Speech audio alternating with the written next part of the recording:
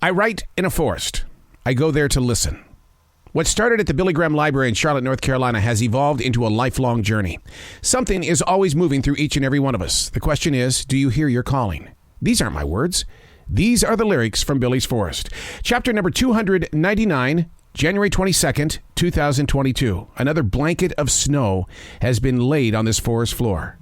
The bitterly cold 19-degree temperature hasn't the strength to steal from the beauty of not only the layers of white, but the footprints created by rabbits, deer, and quite possibly the raccoon. It's as if Mother Nature is showing how much alive this forest truly is. When there isn't snow, it doesn't mean this collection of trees are silent.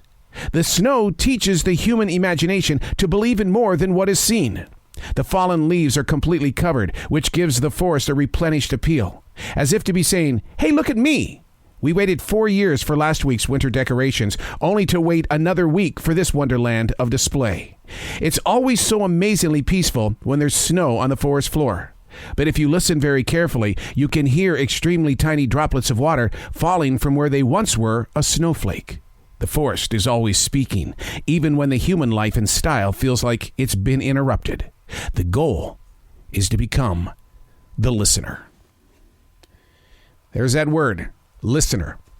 That word is very, very heavy in my heart as I have now become a 60-year-old man. I played in my 20s. I cleaned up the floor in my 30s. I dared myself in my 40s. In my 50s, I began to explore. In my 60s, I want to be the listener. There's so many elements around us at all times of the day. Turn off the radio, which includes the podcast, the television shows, the binge watching, the movie theaters, and just listen. You don't think people are talking to you. Doesn't have to be a person. How is it you're supposed to hear from nature? You can go to a movie called The Minions and laugh for an hour and 30 minutes, and very rarely is there one word of English or any kind of language even shared.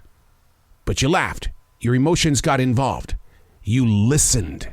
Because a movie like the Minions really does play with your imagination, and it's almost like you can say, I do understand. It's like Charlie Brown's school teacher. You